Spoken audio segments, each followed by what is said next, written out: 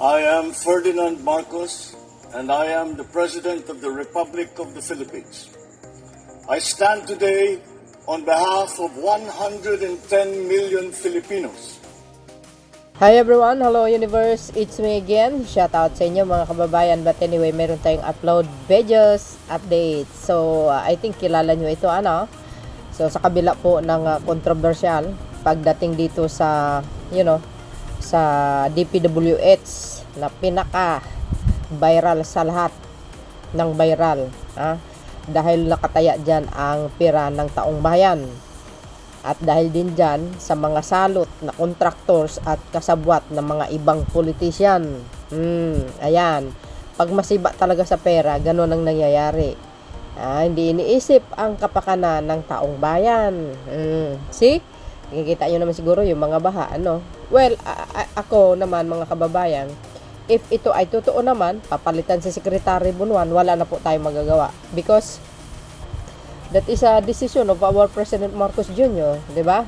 So ito po ang sakali mapapalitan ng kasalukuyang sekretary ng DPWH. Ito po, basahin po natin para kompleto, detalyado. Okay, posibleng muling italaga si Rogelio Babe Singson bilang sekretary ng Department of Public Works and Highways, DPWH, sa ilalim ng administrasyon ni Pangulong Ferdinand Marcos Jr. sa gitna ng mga kontrobersyal tungkol sa umano'y anomalyang infrastructure project ng gobyerno. Ano po ang kapalagayan nyo mga kababayan? Kilala nyo po siya. At siya ba ay magaling na magiging susunod na sekretary ng DPWH dahil ito ay dating sekretary ng DPWH. So dahil dyan, para kompleto detalyado, shoutout po sa inyo mga kababayan, Marcos Loyalist Supporters, Filipino and OFW. Eto na. Dyan sa gitna ng kontrobersyal na flood control, Bunuan Chupi, Babes inulat na balik DPWH. This is, ano to guys, kumbaga, baka. Di ba? Hindi pa, wala pang kasiguraduhan. Baka. Baka makawala yung baka sa inyo. Joke lang. But anyway, August 21, 2025. Sabi dito, posibleng muling italaga si Rogelio Babes Singson Aguy bilang sekretary ng Department of Public Works and Highways, DPWH, sa ilalim ng administrasyon ni Pangulong Ferdinand Marcos Jr. sa gitna ng mga kontrobersyal tungkol sa umano'y maanumalyang infrastructure project ng gobyerno. Well, kudos naman din if papalitan si Secretary Bunuan. Mga kababayan, ito lang po ang aking masasabi kaya Secretary Bunuan, base po sa aking observation at nakikita sa page ng DPWH, marami po siyang nagawa sa loob na po ng 3 taon. But because this issue ng flood control, ito po ay dekada na mga kababayan na nangyayari. And kudos din naman sa kanya dahil kung hindi sa kanyang pamumuno, hindi mabubunyag itong mga anomalies na nangyayari sa bansa tungkol dito sa mga contractors na salot. Dahil sa mga salot na contractors, sa mga ibang opisyal ng DPWH, siya po ay matatanggal if siya ay papalitan. Sabi po dito mga beswa, tuloy natin ang usapan, ang pagbabasa. Agay, shoutout sa inyo mga bes.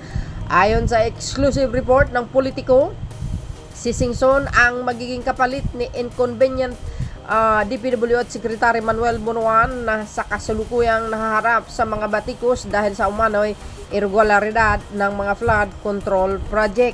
Agay, I think si Secretary Bunuan 70 yata yun, So I think siya hindi na pwede makakaikot-ikot sa buong kapuluan ng Pilipinas mga bis. Well, anyway, if ito totoo, then hindi natin alam. Sundin kung ano po ang desisyon ng Pangulo. Si Singson na nagsilbi bilang kalihim ng naturang ahensya noong panahon ni Pangulong Noynoy Aquino. Sabi sa inyo, remember, mayroong mga gabinete si dating Noynoy Aquino. sa panahon ni Pangulong Marcos Jr. Si Secretary Balisacan, mga kababayan, dating gabinete ni Noynoy Aquino yan. Correct me if I'm wrong. Well, hindi naman forke gabinete nila, kumbaga, yun na lang ang susundin nila dahil sila po ay dilaw, sila po ay berde, sila po ay pink, no? Itinatalaga ito mga to because yun po ang trabaho nila, magsilbi sa mamayang Pilipino, hindi sa isang pangulo. Hindi porke kulay ay hindi porke ang pinagsilbihin mo ng kulay ay pula or dilaw, totally dilaw ka. Hindi yun. Di ba? Kahit sino pwedeng umupo. Kasi yan po ang nila kumbaga yan ng profesyon nila na magsilbi sa taong bayan. Not the president, mga kababayan. Itinitalaga lang sila ng Pangulong Marcos Jr., hindi po magsilbi kay Pangulong Marcos Jr., kundi magsilbi sa taong bayan at sa kanilang mga trabaho na dapat gampanan nila, ang pagiging sekretary. Di ba? Sisirin, silipin ang mga performance o ang mga galaw ng kanyang mga tauhan sa field. Tulad po dito sa Bulacan. Naku, may kasabwat ng mga opisyalis. For sure, totoo yun. Sabi po dito, ay nagtala mas mababang gastos sa flood control. Agay. Ayan sabi po dito mga kababayan. Si Singson na nagsilbing bilang kalihim ng naturang ahensya noong panahon ni Pangulong Noynoy Aquino ay nagtala ng mas mababang gastos sa flood control. Agay. Maganda yan kung solid naman talaga. Ito guys, kailangan din magmamasid kasi kailangan magmamasid ang taong bayan. Total naman may pagsumbungan tayo, magsumbong po tayo. Huwag tayong umaasa sa mga halimbawa sa mga LGUs natin. Naku! Mas maganda yung direct to the point sa Pangulo para malaman at makikita niya. Kaya may idea na ang Pangulo kung sino ang palpak, sino ang kurakot. Patay tayo dito mga beswa. Ayon sa kanya, 64 billion ang budget noon, malayo kumpara sa 350 billion pondo para sa 2025. Biro nyo yun. Supposed to be mga besa, 350 billion.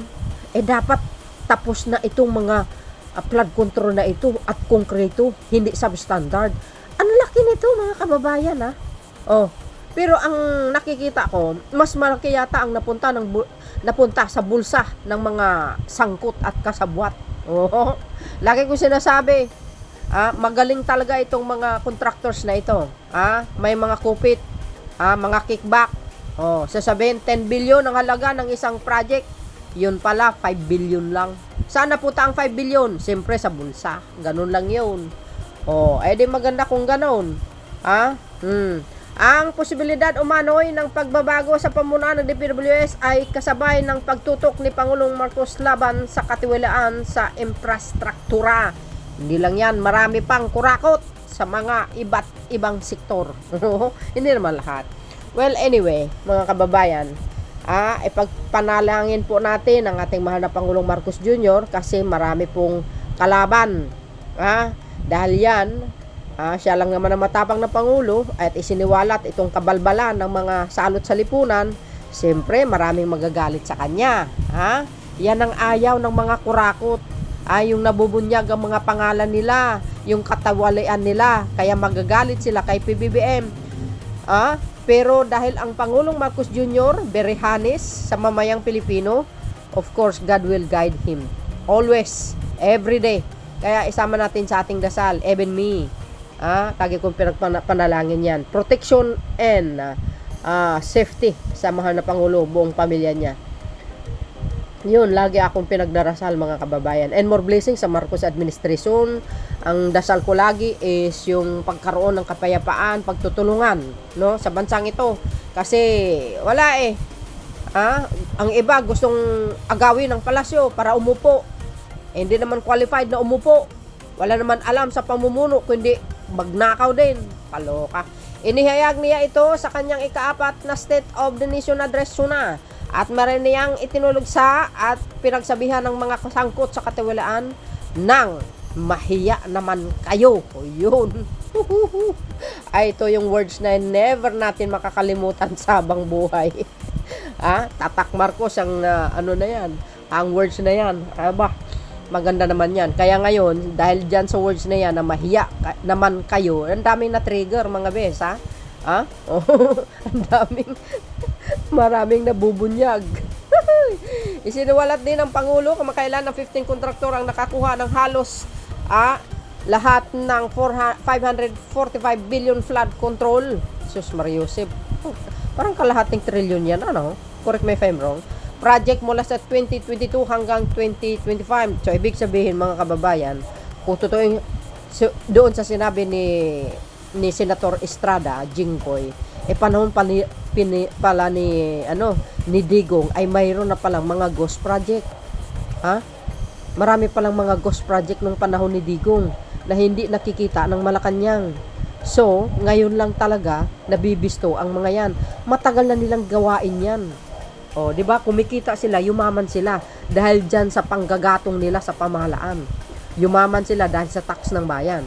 O, ang hakbang ay nag-uugnay sa mas malawak na layunin ng Administrasyong Marcos na tiniyak malinis at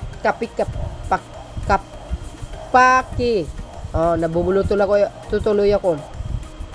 Kapaki-pakinabang ang paggamit ng national budget tulad ng pagsulong nito ng Agenda of Prosperity para sa taong 2026, samantalang hindi pa kinukumpirma ni Singson kung tatanggapin niya ang posisyon muling pamumunuan ng DPWH.